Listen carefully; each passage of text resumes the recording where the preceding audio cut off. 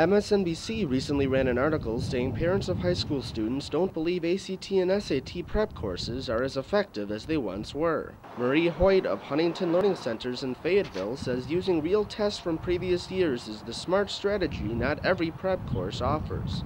We're one of the only companies that actually uses real College Board SATs to work with the kids. We use them for diagnostic purposes, retest purposes, so they get the real feel for the actual test, where some of the other companies use knockoff. Here in Syracuse, the ability to afford the prep courses looms as a bigger problem. Over half our population is free or reduced lunch, so they usually do not have the funding to be able to take those courses.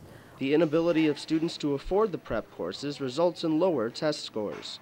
In terms of our average SAT scores and ACT scores, they are below the national level. So there usually is a lot of anxiety about the exams, just because they're aware of past history of this school district. Assistant Director of Admissions at Lemoyne College, Corey Unis, says there are cheap but effective ways students can prepare for the tests. You could prepare yourself, almost as well or just as well as one of those, name brand testing centers by getting one of the old SAT books and just, repetition and taking, practice tests over and over again.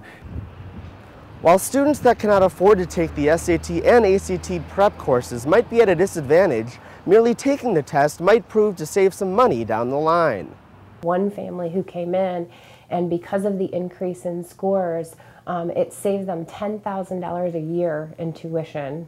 There might be hope for students unable to afford prep courses in the form of public classes. There is some movement with some of the grant money that we have that may take place possibly over this summer or next year, that we may have some type of course, which would certainly be a benefit to our students. While parents might not believe that testing prep courses are as effective as before, students taking those prep courses would be a step forward in Syracuse. Kevin Wallace, NCC News.